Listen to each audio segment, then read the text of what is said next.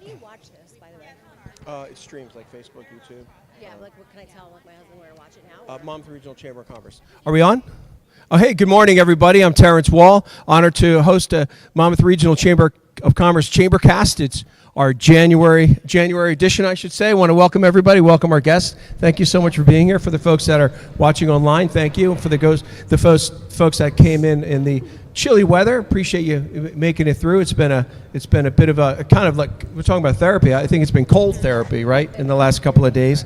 I want to thank Ralph Zucker for his vision and so many fantastic things that are going on. You could tell here down at the block, Bellworks is just jamming. There's so many great events, so many different fantastic companies here, so be sure to come down. And they're also pet friendly, which dovetails very nicely with what we're talking about today.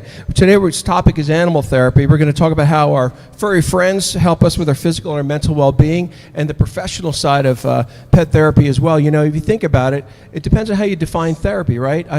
How many folks have a therapist in their home right now? You know, if you raise your hand, you have a therapist right now at home? Yeah. Do you have a cat? Do you have a dog? Do you have a pet that you love? In a sense, it's really, how do you define therapy, really? You know, I grew up with dogs all my life. I never really thought about it that way, but they brought me so much joy and comfort, you know, no matter what was happening during any day. And so really, we're going to talk about some of the specialists really in that field. I'm going to introduce our guests, and excuse me, we're going to go around the room, and then we're going to dive right in. I want to thank Ming from Shared Universe Podcast. Yes, exactly. The podcast business is booming, and it's in no small measure that it's folks like Ming that are leading the charge with professional podcasting done at a level that folks that simply can't do on their own. Today's guest, a veteran Marine, thank you for your service. Former police officer Brian Gillespie and his service dog Canine Pheonix. Welcome, Pheonix. Pheonix pulled him out of the ashes. He was suffering from severe MST and PTSD. He's going to explain the ways having a service dog brought him back and brought life back, and also going to share the work that he's doing to help others. I want to thank you so much for being here today, Brian. It really matters a lot. Thank you. Jackie DeBacco, founder and owner of Peace, Love, and Horses, 501c3, providing special children with opportunities to experience the healing power of animals and the connectivity of working together to take care of the farm. Jackie's going to tell her personal story of overcoming adversity, as well as achieving the dream of helping children reach their full potential. And it really doesn't get any better than that, helping the children, the next generation. Lori Tejan is here, founder of Home and Mini Horses, in honor of her beloved brother, Police Officer Ken Tejan. She's going to share information about the Mini Horse program that supports local police and fire departments, as well as veterans, assisting children and adults that are experiencing trauma, providing also educational and mentoring programs to high-risk children, and comforting those that are dealing with life-threatening illnesses. So important. Lori's the founder of the Ken Tejan Foundation in honor of her brother Ken. Welcome, Lori. Hi, Mocha's speaking up over there. We have, we have Sarah Velez here, licensed clinical social worker, welcome, and founder of Operation Hope. Operation Hope provides compassionate, trauma-informed therapeutic experience that integrates talk therapy, ecotherapy, and equine-assisted psychotherapy to support healing through connection, as well as Brooke Lectersi's here. Thank you, Brooke, for being here. Licensed clinical social worker and part of Sarah's team, you know, right there at Operation Hope. Mental health therapist certified in equine-assisted, and you're going to explain this in a little bit, equine-assisted growth and learning association, both as equine specialists and mental health professionals. They provide sessions on Peaceful Rescue Farm and the added support of Brooke's certified therapy dog to enhance comfort and emotional safety. Folks, welcome our guests. Thank you so much for being here. And Pheonix and Mocha, thank you. So what we're going to do, we're just going to go around the room briefly to introduce yourselves, and then we're going to dive right in, folks, and expect to learn quite a bit in the next few minutes. If we can, you have a microphone? Oh, sure. Hold on one second. Here we go. Thank you. Tony Viola from Manasquan. Citron Cooperman is a CPA firm. I'm a tax advisor. It's your busy season then, right? Getting there a little bit. It's a little bit slow right now, but yeah, it's definitely getting there. We need a good accountant. Hi, everyone. I'm Frank Durasmo with Lionheart Wealth Management, just helping people with their financial planning and reaching their financial and life goals. Great, thank you. Hi, I'm Belinda Ruiz. I'm a new nonprofit here in Homedale. We run the Village Foster Closet, and we service Middlesex and Monmouth County foster families with items, I guess. Thank you for the amazing work you do, and she has a foster child here today. Thank you. Hi, I'm Michelle Gillespie. I'm Pheonix's mom. That's great. Thank you. Hi, I'm Debbie Jurek. I'm the fairy tale godmother, helping decisively single Silver Cinderella's choice or fate to always look great. We're having our first Valentine's Day luncheon at the Women's Club of Red Bank on February 14th. How do I follow that? Al Aloisi, independent insurance advisor. I shop and find about the best rates for you for life insurance, health insurance, annuities, etc. Thank you. Hi, my name's Gigi Abinator. I'm the daughter of Jeannie and Terrence, and I'm studying to be a music therapist at the moment. Thank you. Hi, I'm Ann Mohammadi. I'm on the lunch break in Monmouth Park Charity Fund boards.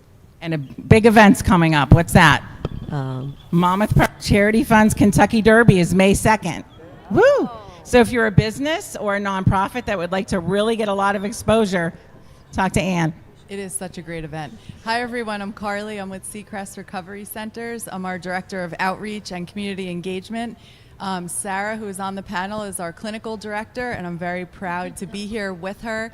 I'm 15 years sober, and I just help anyone in our community get sober and find the right program for them.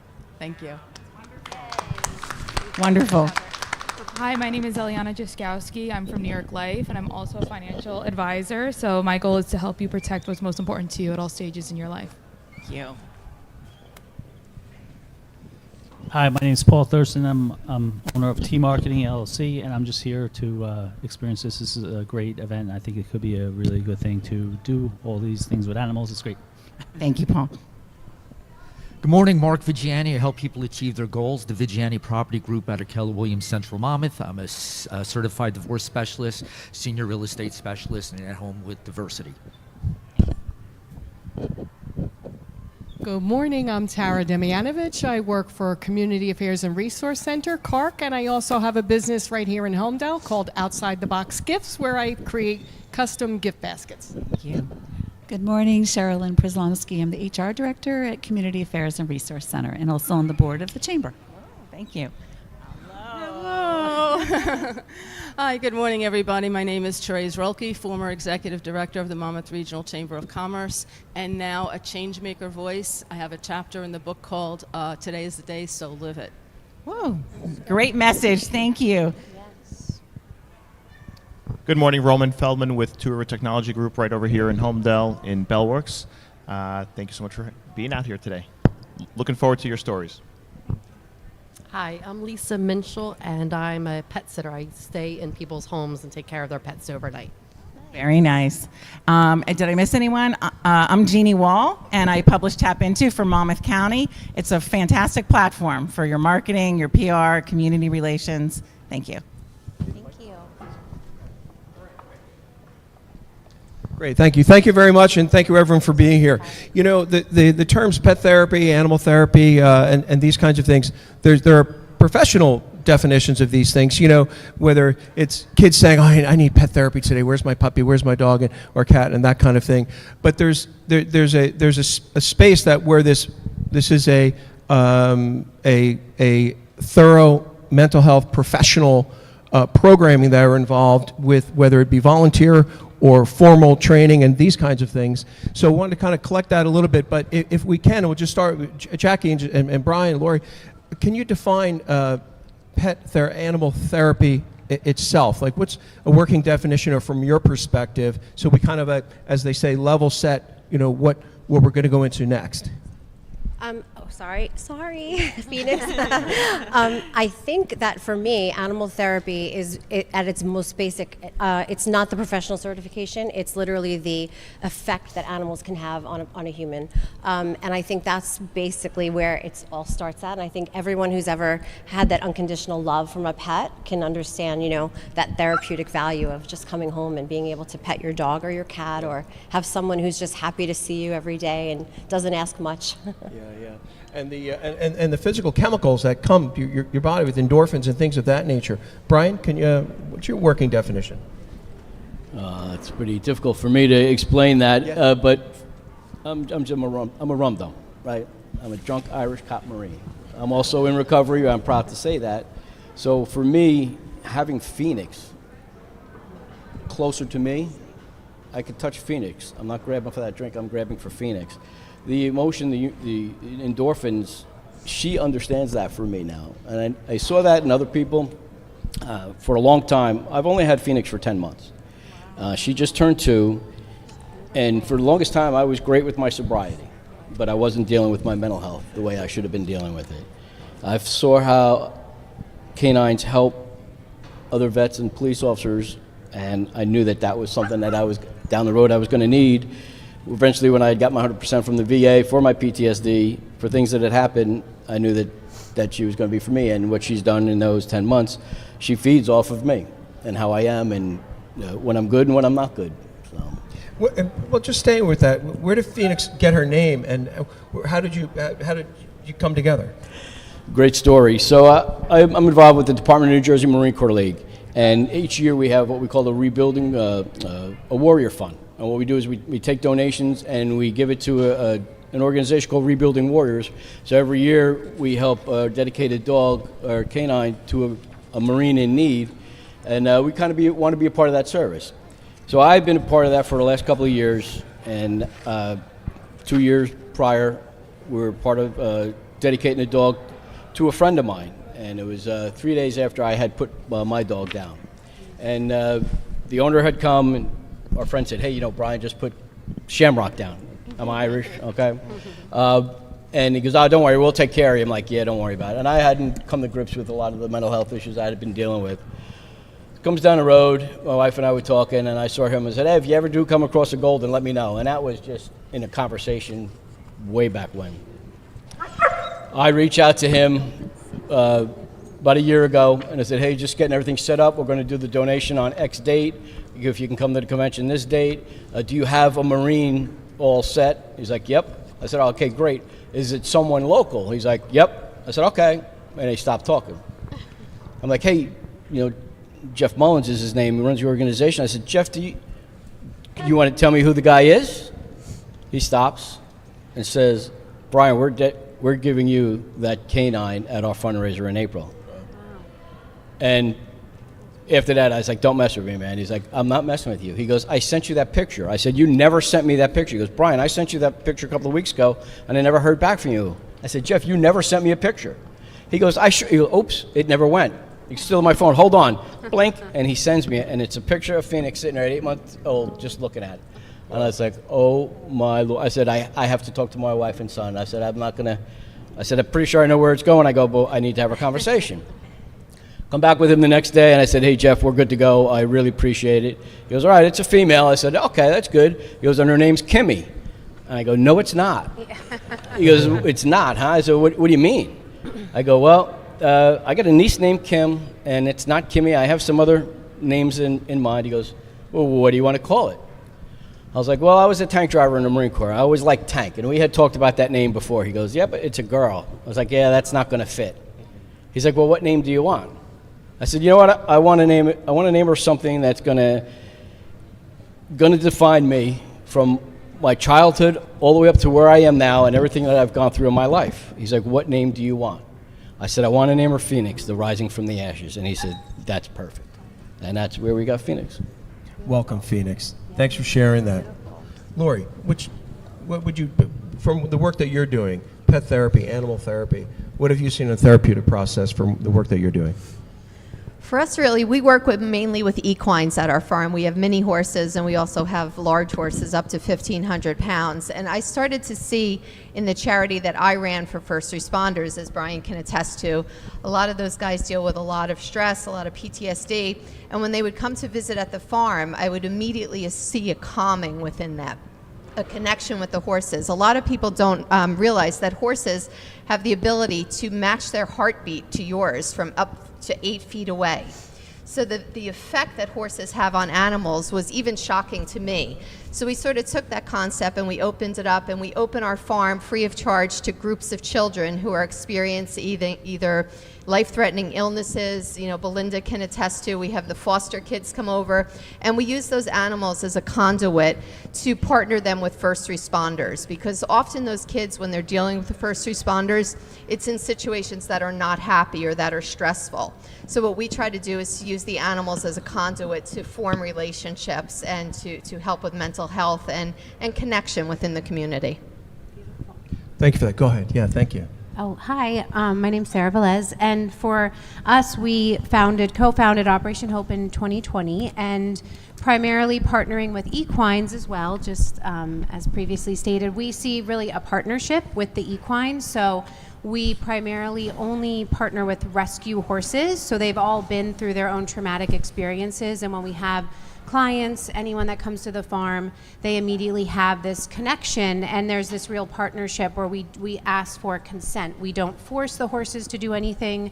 They're hardly ever, on a halter. They're just it's a choice. So with dogs, you see that dogs want your love and affection, and most of the time are, as Mocha is, all just constantly wanting love, which we love that. But with horses, there is this immediate connection, but they are prey animals, so there's also this kind of instinct in them that they want to assess for safety, which anyone that has trauma, that's constantly all they're seeking is safety.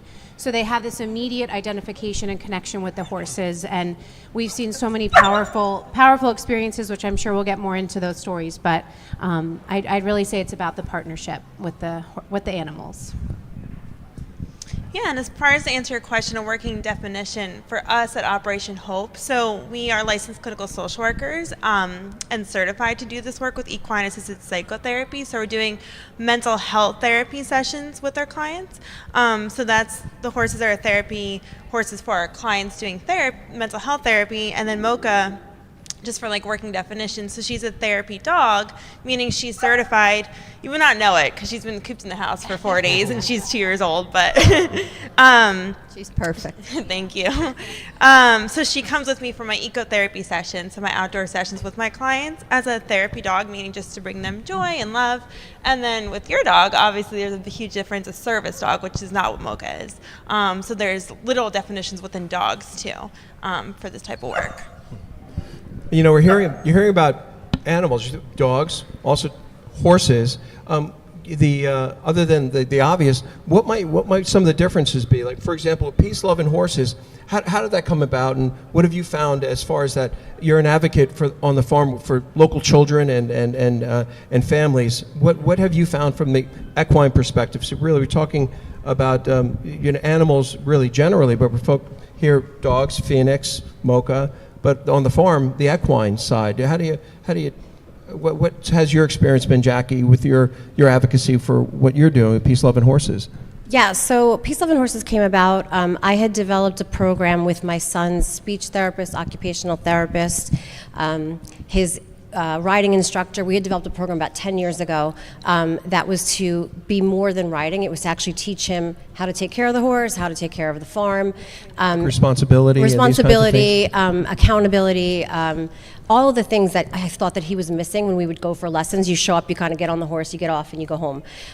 So we developed this program with all of these professionals, and one day a gentleman came in with a field trip to the farm that we were renting at, and he was from a place called New Horizons in Autism. And he came in and he saw our storyboards up on the walls, he saw this checklists that we had developed and all this stuff for my son, and he said, this is an incredible program. This is way more than what we do, which is just visiting farms to try to get the kids to, be used to the animals and feel calm.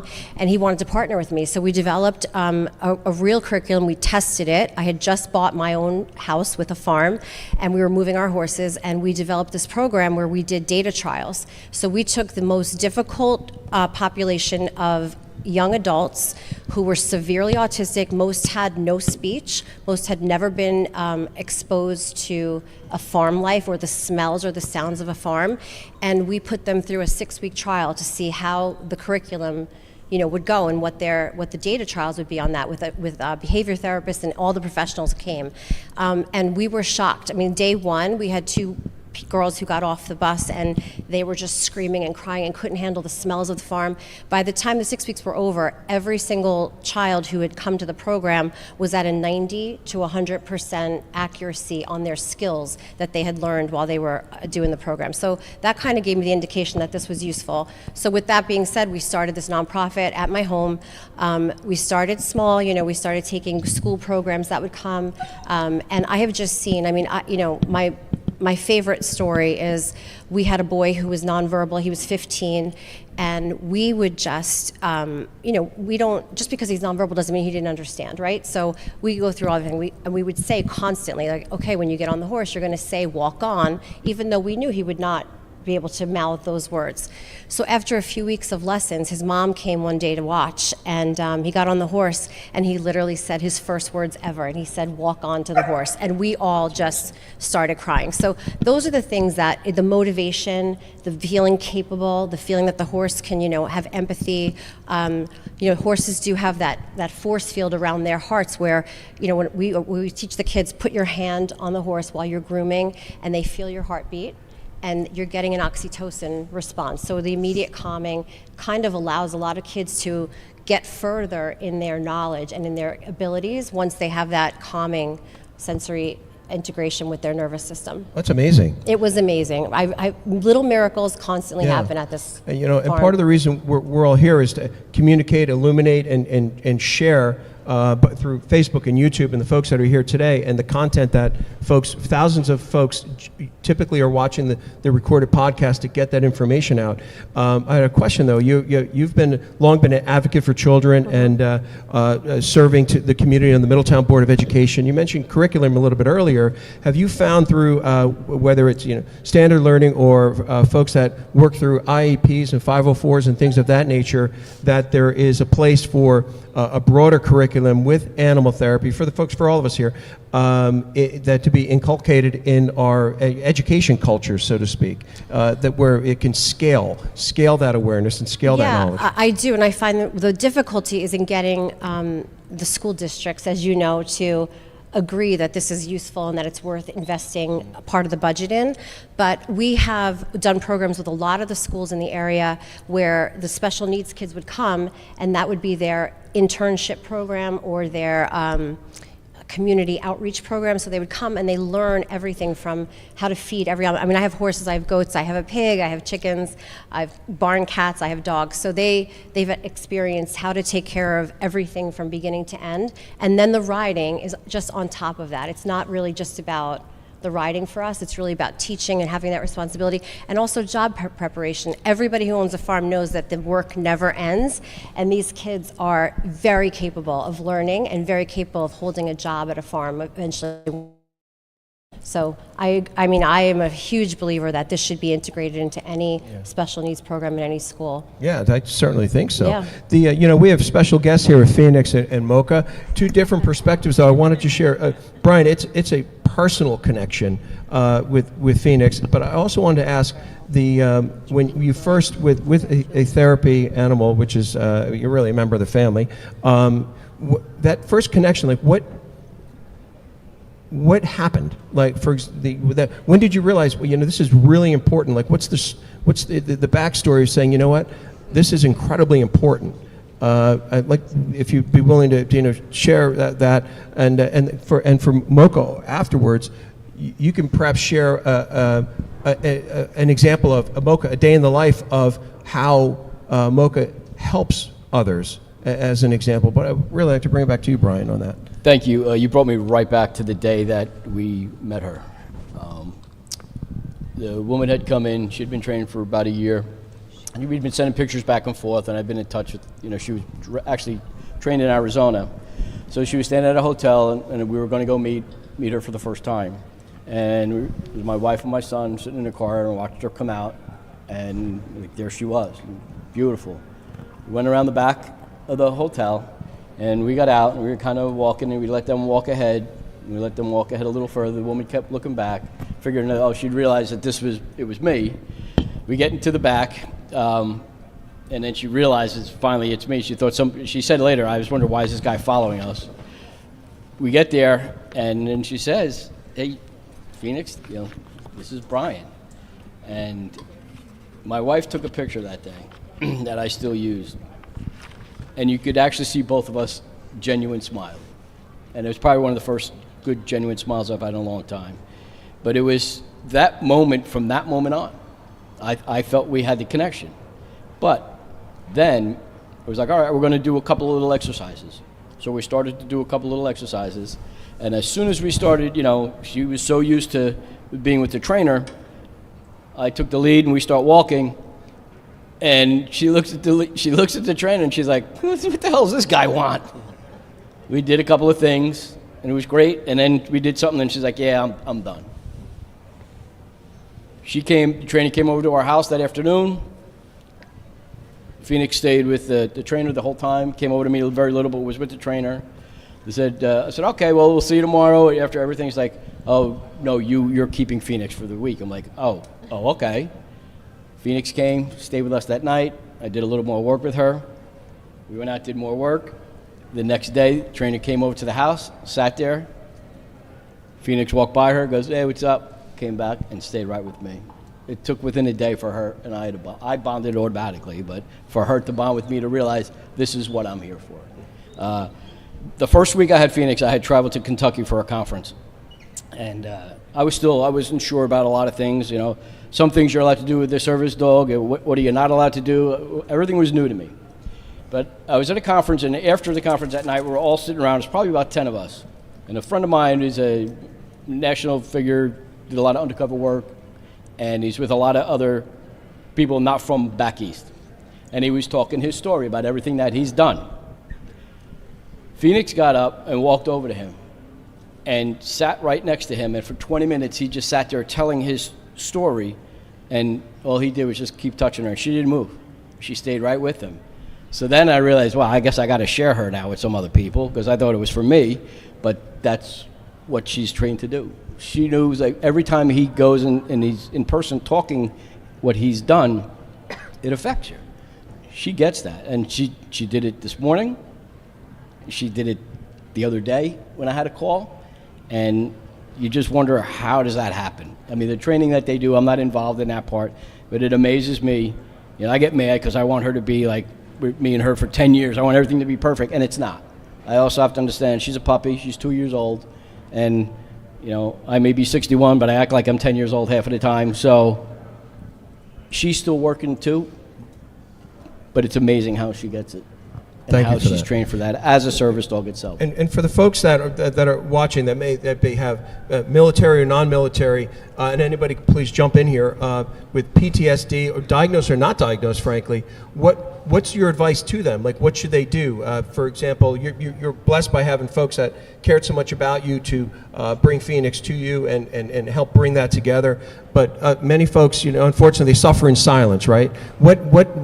How do folks kind of come into the light with that? Like, for example, Brooke, we were talking a little bit earlier about Mocha. Can you share a story about what you've seen, and what do you think would be helpful people to know or to share with other people who they may truly benefit by what they're learning here today? Sure. And she may bark at you. Yeah, she might. Yeah. She wants to discuss. Well, so for Mocha, the difference is, I think I was sharing a little bit before, so Mocha's not a service dog, she's a therapy dog. So when she comes to see my clients, it's very different, right? So for an example with Mocha's job is, so I had a client who's 12 come meet me at the park for a session, and he's like a shyer kid, has a lot of anxiety, a lot of social anxiety. And Mocha, down baby, she's a rescue. She's from Louisiana. I got her at 6 months. I'm not sure what happened to her the first 6 months of her life. That being said, she loves adults. With kids, she's a little nervous, and she makes time to come around and get to know them. So I told my client that, and so my client got down on the ground and spoke to her, and Mocha took a minute to look at him, and then she ran over to him and kissed him, and that was it. And then they loved each other. And the example of that is he felt proud that he was able to get her to trust him, because I said she doesn't really like kids that much. She doesn't understand what they're doing. They move fast. They stare at her. She doesn't understand it. And so he felt like he had a job for Mocha to get her to feel comfortable, to feel less anxious. And he said, you know, it feels good to understand that Mocha understands what anxiety is, because I feel like people don't understand what that is, and Mocha gets me. So in that moment, I mean, that was their first session together. So that was really cool. So, and the cool thing about that is I think people think that therapy dogs need to be these perfect dogs. It's more like a service dog. I mean, Mocha definitely couldn't be a service dog. She's a lot of energy.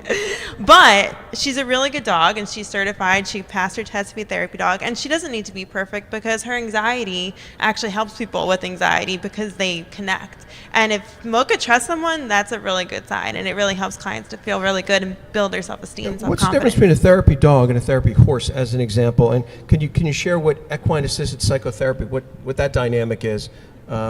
Sure. So we can understand So so the equines that we partner with in our program, they don't need any training. They just get to be there themselves. They just have to show up as horses. Equine assisted psychotherapy is all done on the ground. So there's therapeutic riding, which is more kind of for special needs or different physical limitations. What we do is more trauma focused, the mental health aspect, and that's where our clinical licensure is LCSWs comes in, and then we're also certified through EGALA, which is, it's a mouthful, but it stands for Equine Assisted Growth and Learning Association.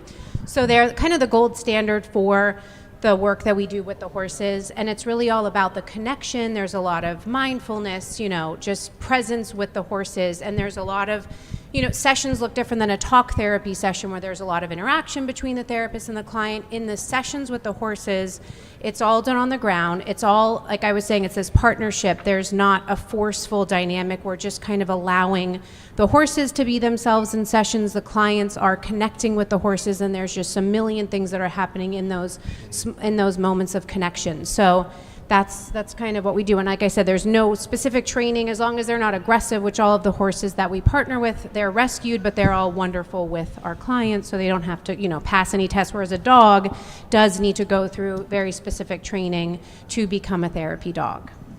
And with the horses that we work with being rescued, it's really interesting because they unfortunately came from a trauma background, whatever it may be, neglect, abuse, a hoarding situation. And so our clients that come from trauma backgrounds, they really connect with their stories too. Thank you. And Laura, you're going to share something. You work with first responders, police, fire. Can you share your impact here? Sure. You know, our program is a little bit different than theirs, that our horses actually go through extensive training because we ask them to be in a lot of places that horses don't normally go, like hospitals, you know, tight quarters and things like that. And I guess, you know, one of the stories that sticks out most in my mind is we brought our horses down to a place called Police Week, which is in Washington, D.C., and it's the place once a year that about 30,000 police officers from around the world come to support the families who have lost officers that year. And what we do is work with the kids who lose their parents in the line of duty. And one of the stories that really, you know, made me know that I wanted to continue to do this and to, you know, make this program bigger is that there was a little boy, he was 6 years old, and his dad had been shot and killed. He was a police officer. And the little boy had never been able to talk about it. They've brought him to therapy, you know, his teachers, his parent, everybody he knew had been trying to get this little boy to open up. And instead of opening up, he was acting out. He was doing all these things that he had never done before. And by spending a few hours with him, it started by walking the horse and, you know, petting the horse, and then we started doing some training things that we do. The little boy, for the first time ever, told the horse that his daddy was killed. Sorry, it's still emotional to this day. And what that allowed us to do was to use that horse as a conduit for him to start counseling. And, you know, the horse was present when he started to talk about these things. And I think the special things that animals, all animals, but especially equines bring, is a sense of calmness and the idea that there's no judgment there, you know, and they give people a sense of calm where when all this craziness is going on in their heads, they can actually take a breath for a second and whisper to this animal, you know, the thing that they haven't been able to say for the last 6 months. So that, to me, was a breakthrough point where I said, this is something we have to continue to do. So very honored to be able to do that. Yeah, thank you. You're going to say something? Oh. Yeah, just that, you know, we see these stories all the time, kind of where just like was shared, these moments where maybe you couldn't say to a human, and this experiential moment, like we had this one client come to the farm and she had extensive sexual abuse, and really had a hard time, setting boundaries, kind of using her voice.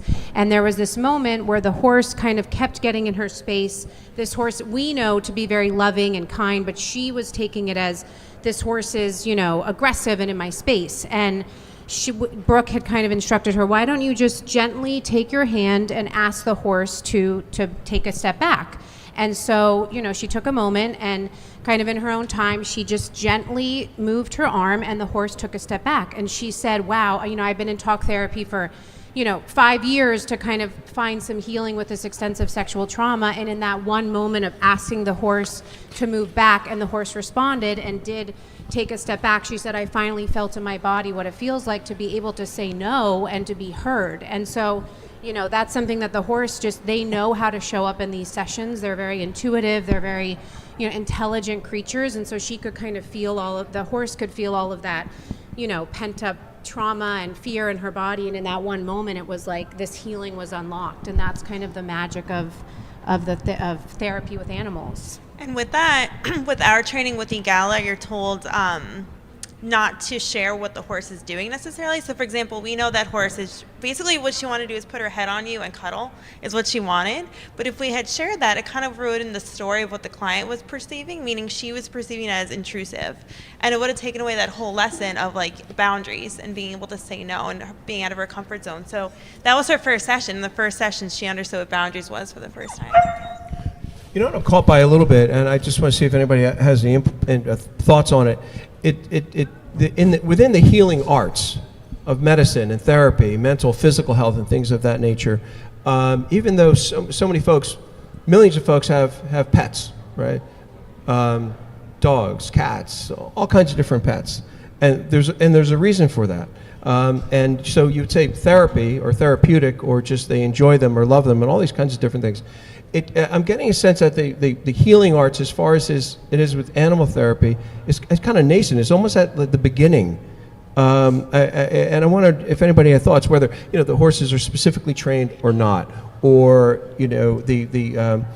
Mocha's work, whether you're trained or not, as a therapy dog or a service dog. What's the difference? That kind of thing. What's the training protocols, and if there's standardization out there or not? But am I correct in that it's almost a burgeoning field that gets integrated into the mental health space with psychologists, mental health therapists, psychiatry, and all these kinds of different things?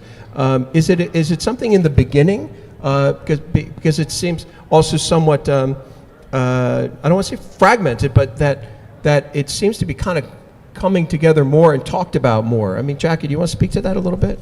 Yeah, I think that, as to Brooke's point, the animals are very intuitive, especially horses being prey animals. They're very used to, kind of feeling out people, who's a threat, who's not.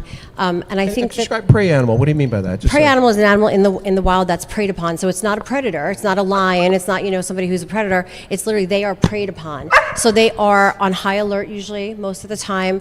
They are constantly looking behind themselves, trying to feel what's happening. That's why they always say don't stand behind a horse and surprise a horse, because they might react. But they are so intuitive, and the fact that they don't speak and that they don't they have to communicate in a different way. And the children that I've worked with and the adults, and I've worked with an adult with he was a Marine with a lot of PTSD as well. That experience of the person actually projects a lot of their issues onto the horse, and the horse responds in a way that it might not be what we all know. We all know, yeah, that horse was just trying to say hello, or that horse was picking up its leg because it had a fly on it. Well, the way the person perceives it and the way they work through that is very healing to people. And so the intuitive actions of the animals to me are just miraculous. And it's so much more of a trust factor too. You have to learn how to trust. We tell everyone when they get on a horse, the horse feels what you feel. So if you're nervous, the horse is going to be nervous. The horse will reflect what's going on with you. So everyone has to take a deep breath, calm down, take a deep breath, sit very low in your seat, relax. Otherwise, the horse is going to be upset and nervous. So learning that too, that you can control to control an animal, you have to control yourself was a really big lesson. Also learning that we have impacts on others, whether it's human beings or friends or family or creatures. Yep. Right?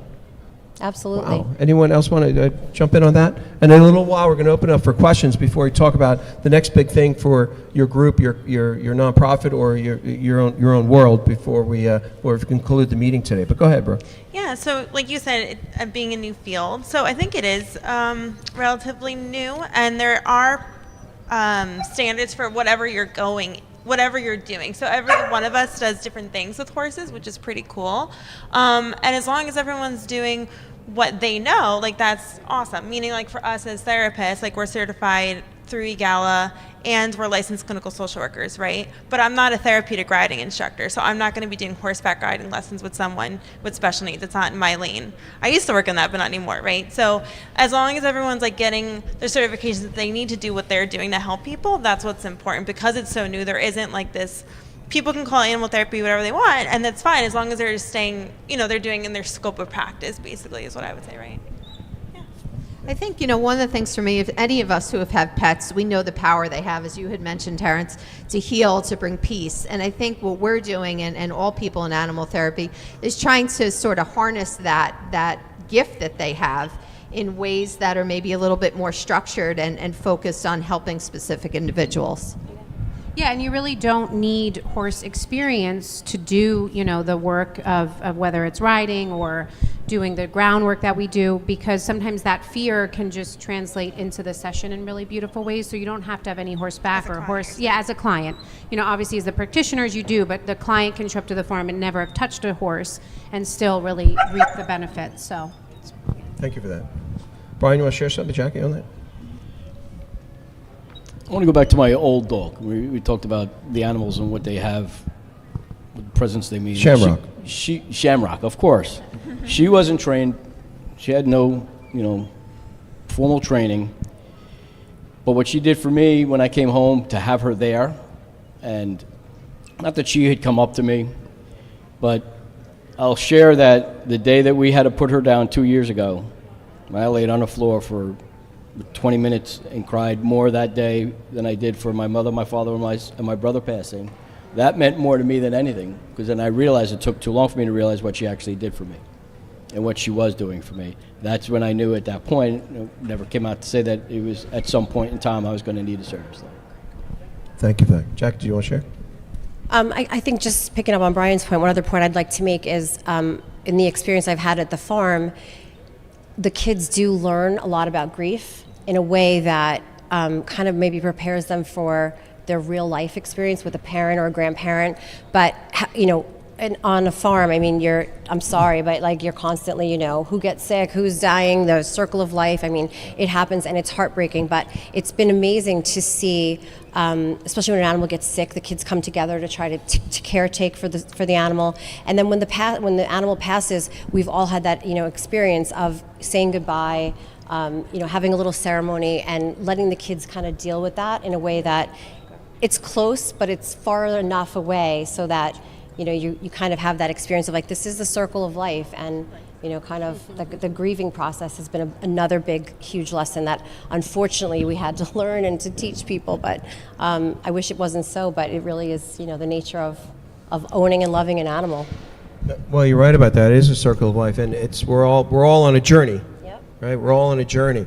So I want to open it up for questions, for a couple questions, and then before we wrap up, for our guests, I want you to share how folks can reach you. If you have a website to direct them to, if there are any events coming up that are of import or programs, different items. I think the Department of Education should have a curriculum. Really a standard. They really ought to. And then for folks to be able to catch up and any thoughts that you would have for folks that are in need of these important services, and it's really eye-opening of what they can do. Well, folks are not normally thinking that they can bring their son or daughter for equine therapy and these kinds of things. It's not, especially if they're not in the suburban areas or areas that are more rural. They're not thinking about that. Well, unless it's New York cops, right, with their stallions. So if you raise your hand, if you have any questions, do we have a question in the back? from a chamber leadership there? Any questions? Let me get this mic. Hold on one second. I'm gonna get mobile with this mic. Here we go. Thank you. Hello there. Hi. I don't have a question, but I do want to say that this is very informative. I have a dog, and when you said a few years ago laying on that floor, that pain was beyond a pain that, I don't know, I think the whole world probably heard my cries. So, but they're so amazing. As you said in the beginning, they're all therapy for us, and those hugs, the love, everything we get from them, it's amazing. So thank you so much for sharing. And I didn't know that about horses, so thank you. Thank you very much. And Therese is right here. I know you're going to say something. Well, I love coming to ChamberCast and hearing all the different points of views on different topics. And thank you for sharing, because it was very enlightening for me. And to see that you're doing therapy with these animals that are helping everybody in such a huge, tremendous way. You're making such a difference. I just want to thank you for the work that you're doing. Thank you very much. Any other questions? I want to thank you as well. I mean, I grew up with dogs. I didn't really think. Oh, we do. Awesome. Thank you. How are you? Here you are, sir. So, question for Jackie. Yep. How old was your son when you started doing that program with him and giving him the different responsibilities there? And also, what other area? I guess, how did you see the impact of that, in other areas of his life? So my son, who's autistic, and he was a very late talker. We started with a horse the first time when he was 5. He got on horseback, and immediately his body just kind of came together, for lack of a better word, and I saw him react to that horse in a way that I hadn't seen before. We started therapeutic riding lessons, and he was able to literally learn his letters by being able to, their markers up in the arena, and being able to direct the horse, the teacher would say, go find letter R, S, T. So he started his journey when he was 5 on the horses. I had a big journey because I was deathly afraid of horses at that time. I had a bad accident when I was young, and I had stayed away from horses. So that for us, we were on a little bit of a progressive journey where I had to also get comfortable around them. I was very afraid of them.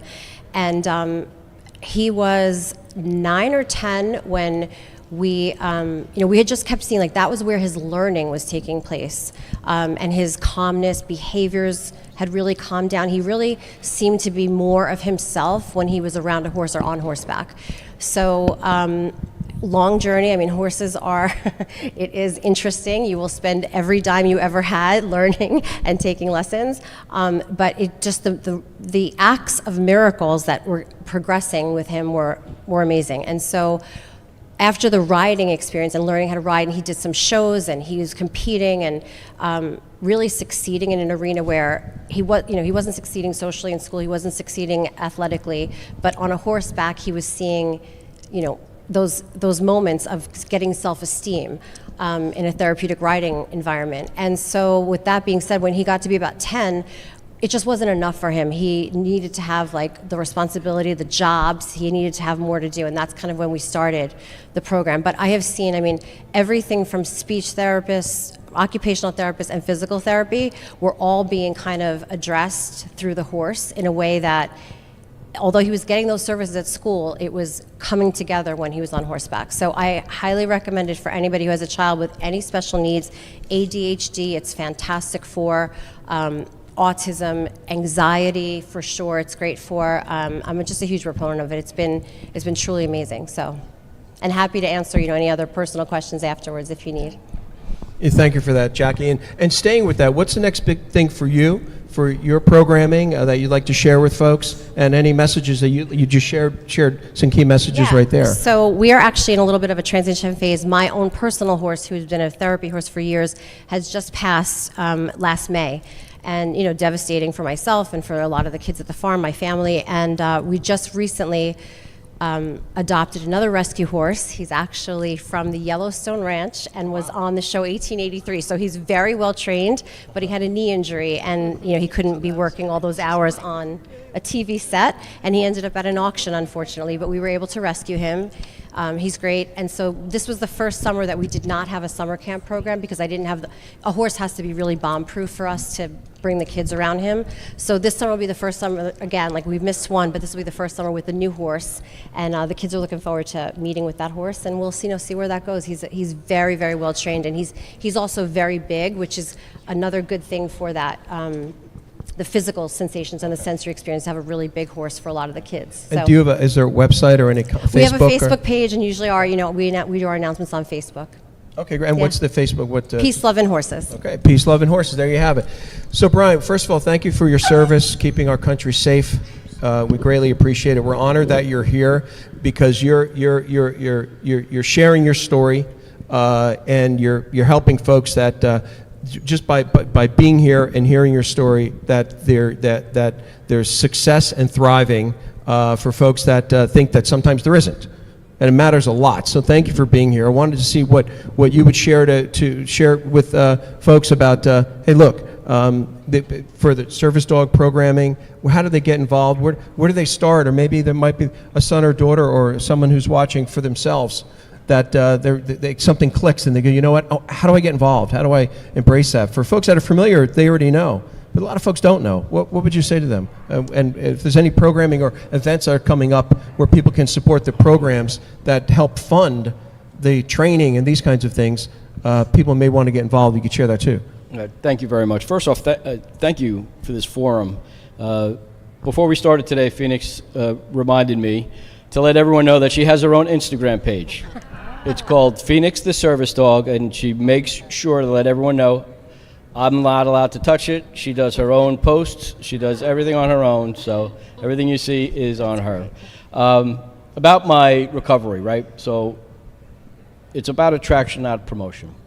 But as a first responder and being a Marine and being a police officer, if people don't see that there are people like me that are okay, that get better, other people won't come out, because I know I didn't come out for the longest time about my addiction. So for me, I'm a certified peer recovery specialist. I worked for a first responder only outpatient program throughout the state.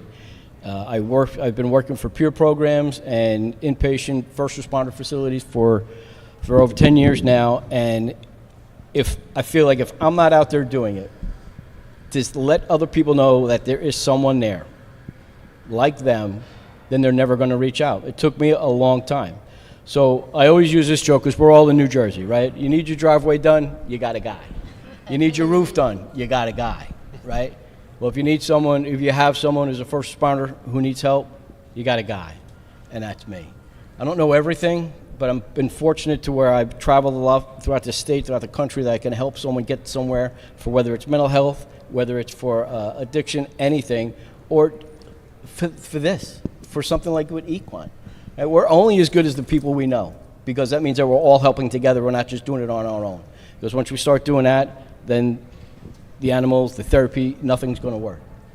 But for forums like this, and for being out there and promoting what you do, it's not about yourself, it's about what you can help another person. And you know what? There's no greater feeling in the world than helping someone else. You know, because by doing that, they're going to help someone, and they told two friends, and they told two friends. That's how it works for us. And to be able to do that for here, I'm here afterwards. I've had so many people, whenever I talk, will say, hey, I have a friend who's such and such. I have a friend who's, and you know what? That's what we're supposed to do. I may not be able to help you, but I guarantee you I can point you in the direction of someone who may be able to, because that's what we're supposed to be doing for each other. So, Thank you very much, Brian. And Lori, I know part of what drives you is the love you have for your brother, a hero, Ken, and the foundation. Can you connect here as well? Sure. My brother Ken Tejan was a Port Authority police officer who gave his life on 9/11, and everything we do at our farm, which is actually right across the street from here, is in his honor, and that's how we got involved with first responders and the children and the horses. And I guess for us, the big thing coming up is we just recently had an incredible opportunity to take in a fully trained police horse from the Tampa Bay area. He's 8.5 years old. and he was struggling down there with the bugs and the grass. So it turned out, I don't know how it worked out, but it was between us, the NYPD, and the Capitol Police, and they chose our program to give him to. So this spring we're going to be starting up, hopefully Brian will help us out with this, we're going to be starting up a program specifically for first responders and veterans who are dealing with PTSD and other issues. But also, as far as all of you are concerned, we do a lot of programs for kids in the community beginning in the spring, and everything we do at the farm is absolutely free, and we're constantly looking for volunteers to help us with these programs. You don't need any horse experience, you just need a smile and some energy. So our website is www.kentiegen, that's KENTIETJEN.org. And if you follow us on there, there's a place to sign up. We can get you information about our volunteerism. And like I said, we're right across the street, so we'd love to have you come. And if you guys ever want to host a meeting there or anything, we'd welcome you to the farm to use our facility to do that. Thank you so much. Thank you very much. And I don't know if Mocha's going to be making an appearance at Starbucks anytime soon, but any big events happening, or how would you like to round out our program tonight? Sure. So, yeah, we will be picking up our spring programming. We have a few groups come out to the farm. Collier School comes. We have a residential teen group that comes out to the farm. We provide free equine therapy to veterans and their families. I'm also, as Carly Dietrich had mentioned, the clinical director at Seacrest Recovery Center, and we bring our patients out to the farm. Carly and I have been sober together 15 years, and Carly's the girl to go for if you have any recovery-based needs. But we love having the patients out to the farm. We partner with other rehab centers in the community to provide hope and healing and just show that recovery is possible. And we see patients year-round at the farm. Of course, we prefer, warm, sunny days, but we're there as long as it's, above freezing. But we start our group programming in the spring. And we also have some CEU events coming up through Monmouth University where you get 3 CEUs as a mental health professional, and you get to get hands-on learning with the horses. So all of that information is on our Instagram at Operation Hope _EAP, which stands for Equine Assisted Psychotherapy, or our website is www.operationhopenj.com. And I'd be happy to chat with any of you after, but thank you so much. Yeah, I would say one other thing for anyone that's has a company. Like Sarah mentioned, we do free therapy for veterans and first responders, and then also we work with the Rescue Farm, which is a nonprofit. And part of the reason how we raise funds for that is we do corporate team building. So any company doesn't have to be anything involving mental health at all. We've had corporations come out to do team building with the horses, and that money goes to that scholarship fund. So, thank you. Well, Brooke, Sarah, Lori, Brian, Jacqueline, your presence today matters a lot. Mocha, Pheonix, Rising. What I found with every podcast and the many different topics for the Monmouth Regional Chamber of Commerce, the video, the ChamberCast, there are ripples in the pond, and you'll find out whether it's today, tomorrow, a month from now, or 6 months from now, or a year from now, you're going to find out that you impacted somebody today in ways that you just don't know yet. I've seen it in every single podcast. So I want to thank you, and especially the folks that came out. Very chilly out there today. So anybody who's into cold therapy, you're in the right spot. We have a lot of stalls to clean. You can come right across the street. You'll warm up fast. So from seemingly small events, big things happen. Just like when you see those first days on a child connecting with a horse, and you're just blown away and you can't even describe it. All these different things matter so much, and we appreciate you being part of this ecosystem right here in Bellworks and the ChamberCast, and we appreciate your time. Honored to be with you today. And folks, can we have a round of applause for our guests? And Therese, you had something? I'm sorry, okay. And then if you don't mind, we're gonna have a quick photo. Therese, you got a wrap-up comment, is that it? Okay, hold on one second. Thank you. I can't let a ChamberCast go by without thanking the Walds for all the work they put into putting these events together and bringing wonderful people to share incredible information and work with us. We wouldn't be exposed to this if it wasn't for Jeannie and Terrence, so let's give them all a round of applause. Yeah, thank you both so much. Thanks. Thank you very much, everyone. Have a fantastic day. And Gigi, it's great to see you here in the house. Georgette. Yes. Music therapy, animal therapy. I'm feeling very therapeutic this morning. Yes, Oh, we're all God. healed. So thank you, everybody. So Thank you. Oh, thank you. So yeah, let's have a Jeannie. Can we get a Ming? sure. And thank you, Ming, as always. Thank you, Ming. Appreciate your time, everybody.